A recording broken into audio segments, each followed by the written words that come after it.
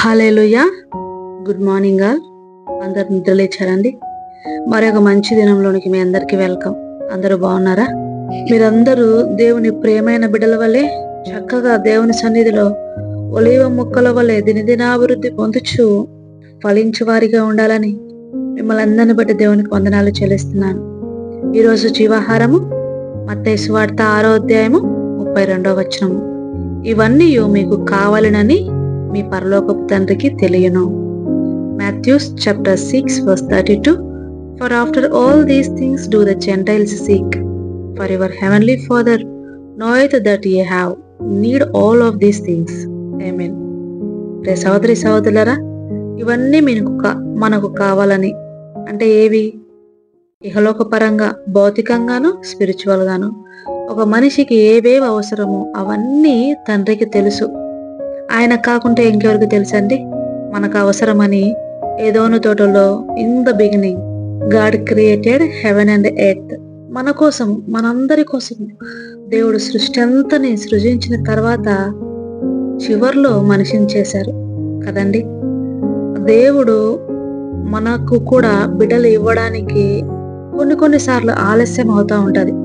ఎందుకంటే ఆ బిడ్డలు లేని పిల్లలను, భార్యాభర్తలను ఒకసారి మీరు గమనించండి, అబ్జర్వ్ చేయండి.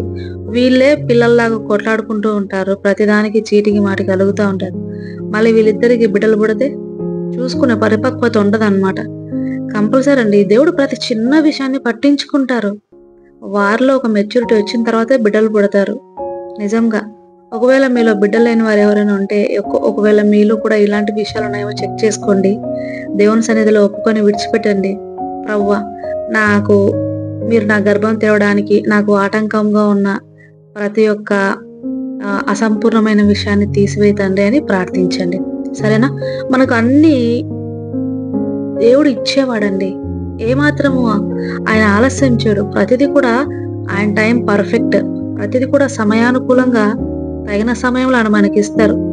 మరేమో తల్లి కానా వివాహంలోకి వెళ్ళినప్పుడు ద్రాక్షారసం అయిపోయింది, నువ్వు ఏదైనా చేయనానని తొందర పెట్టింది. ఆయన ఏమన్నారు? అమ్మ, నా సమయం ఇంకా రాలేదన్నారు.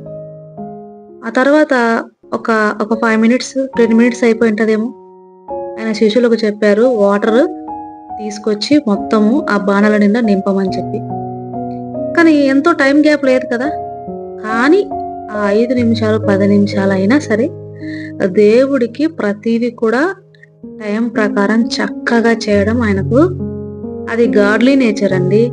డిసిప్లిన్ గా ఉండడం అనేది గాడ్లీ నేచర్.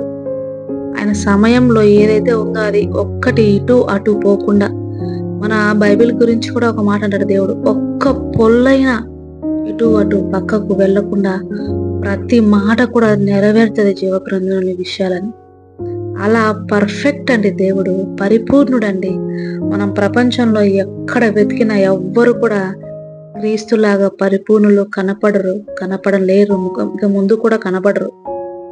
అలాంటి గొప్ప దేవుడు, గొప్ప తండ్రికి జనాంగముగా ఉన్నాం, బిడ్డలుగా ఉన్నాం. అప్పుడు మన పట్ల ఇంకా ఆయన ఎంతగా శ్రద్ధ వహిస్తాడు, ఎంత ప్రేమగా మన కొరకు ఈ సృష్టి అంతటిని సృజించిన దేవుడు, నువ్వు అప్పుల్లో ఉన్నావని, నువ్వు అనారోగ్యంగా ఉన్నావని, నీవు బాధల్లో ఉన్నావని, మెంటల్గా స్ట్రెస్లో ఉన్నావని, లేదా ఇంకెవరో మోసం చేశారని డిప్రెస్ అవుతున్నావని, లోన్లీనెస్లో ఉన్నావని, నీకు నువ్వు ఒంటరిగా అనుకుంటే అది నీ తప్పు, కానీ అది తండ్రి తప్పు కాదు కదా. ఆయన ఎల్లప్పుడూ కూడా మనతో ఉన్నాడు. మన కొరకు అన్ని సమస్తము సమకూర్చి జరిగించువాడు. అందుకే ఏది జరిగినా మన మంచి కొరకే అనుకోవాలి. నా దేవుడు నాతో ఉన్నాడు అని. నా చిన్నప్పుడు మా స్కూల్లో డెఫ్ అండ్ డమ్ వాళ్ళకి, బ్లైండ్ స్కూల్ వాళ్ళకి ఉన్నదనమాట మా స్కూల్లో.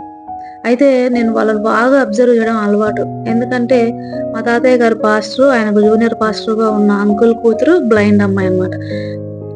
ప్రతిరోజు ఆ అమ్మాయిని నేను స్కూల్కి తీసుకెళ్లేదాన్ని, మాతో కలిసి వచ్చేదన్నమాట. నేను బాగా అబ్జర్వ్ చేస్తూ ఉండేదాన్ని. అబ్జర్వ్ చేయకుండా అర్థమైపోతుంది, ఎందుకంటే తను పర్ఫెక్ట్ గా అన్ని చెప్తుంది అనమాట. ఎక్కడ ఏది ఉన్నది, దారి ఎటువైపు వెళ్ళాలి, ఇంకా ఎంత దూరం వెళ్తే స్కూల్ వస్తుంది, ఇవన్నీ చెప్పేది. నాకు చాలా ఇంట్రెస్ట్ గా అనిపించేది. అయితే అక్కడ స్కూల్లో ఒక రోజు ఒక విషయం జరిగింది. ఒక పాస్టర్ గారు స్కూల్ విజిట్ చేయడానికి వచ్చారట. వచ్చి రకరకాలుగా వాళ్ళని క్వశ్చన్ చేస్తూ ఆ, మీకు ఉన్నటువంటి లోపాలు నాకు లేవు, నేను చక్కగా చూడగలుగుతున్నాను, మాట్లాడగలుగుతున్నాను, వినగలుగుతున్నాను, కానీ మీకు అవి లేవు, మనలందరినీ దేవుడు సమానంగా ప్రేమిస్తుంటే మిమ్మల్ని ఎందుకు అలా పుట్టించారు అని క్వశ్చన్ చేశారంట. ఒక్కసారిగా వాళ్ళందరూ చాలా బాధపడ్డారంట. వాళ్ళ మనసులో ఎక్కడో గుచ్చుకుంది ముళ్ళులాగా ఆ మాట. అయితే ఈ అమ్మాయి మా ఫ్రెండ్ ఏం చేసింది తెలుసా, లేచి నిలబడి ఏం చెప్పిందంటే చేతులు కట్టుకొని, దేవుడికి ఇది ఈ విధంగా జరగాలని ఇష్టము, ఇది ఆయన చిత్తము కనుక అది అలాగే ఉండనిద్దాం అని చెప్పింది. అప్పుడు అందరూ కూడా చప్పట్లు కొట్టారు. నిజం కదా, ఆయన మన తండ్రి, మనము ఏదో ఒక స్టేజ్లో ఖచ్చితంగా దీన్ని ఒప్పుకొని తీరుతాం. ఆయన మన తండ్రి అండి, మన పరలోకపు తండ్రి. నీకు ఎప్పుడు ఏది అవసరమో ఖచ్చితంగా దాన్ని సమయానికి అందించేటువంటి దేవాది దేవుడు. కనుక ఈ లోకంలో తాత్కాలికంగా వచ్చేటువంటి శ్రమలకు, కష్టములకు, బాధలకు, లోన్లీనెస్కు, డిప్రెషన్కు, రోగములకు దేనికి కూడా ఆదరకండి, బెదరకండి. అవన్నీ మనకు కావాలని మన పరలోకపు తండ్రికి తెలుసు కనుక మనం మొదటిగా ఆయన నీతిని, ఆయన రాజ్యమును వెతుకుతాం, ఆయనకు అతి ప్రియముగా జీవిద్దాం. ప్రభు మీ అందరి అవసరములు తీర్చి సమయోచితమైన సహాయం మీకు అందించను గాక. ఆమేన్. కళ్ళు మూసుకొని ప్రార్థనలో ఏకీభవించండి. ప్రార్థన. స్తుతి పాత్రుడా, స్తోత్రార్హుడా, స్తుతి సింహాసనాసీనుడా తండ్రి, ప్రార్థనలో ఏకీభవిస్తున్న ప్రతి బిడ్డ అక్రతలు ఎరిగిన వాడవు ప్రభువా, మీకు వందనాలయ, స్తుతులు, స్తోత్రములయ్యా. సమయోచితమైన సహాయం చేయండి తండ్రి. ప్రభువా, మాకు ఏవేవి కావాలన్నా అవన్నీ ఎరిగిన దేవుడికి, మేము చెప్పకముందే, హృదయంలో తలంపు పుట్టకముందే దాన్ని ఎరిగిన తండ్రికి మా యొక్క జీవితాలన్నీ కూడా తగ్గింపు హృదయంతో పాద సన్నిధిలో సమర్పించుకుంటూ ప్రతి ఒక్కరి అక్కరతలు ప్రభా మీ యొక్క పాదముల దగ్గర వేస్తూ, మా భారములన్నీ మీ మీద వేస్తూ, మీ యందు దృఢమైన విశ్వాసంతో, అచంచలమైన నిరీక్షణతో మేము ఉంటామని ప్రభువా మీ సన్నిధిలో మేము ఒప్పుకుంటూ సమస్త స్తుతి, మహిమ, ఘనత మీకే చెల్లిస్తూ నా ప్రభును రక్షకులైన యేసు నామములో అడిగి వేడుకుంటున్నాను పరమ తండ్రి. Amen, amen, amen. God bless you all. Have a wonderful day.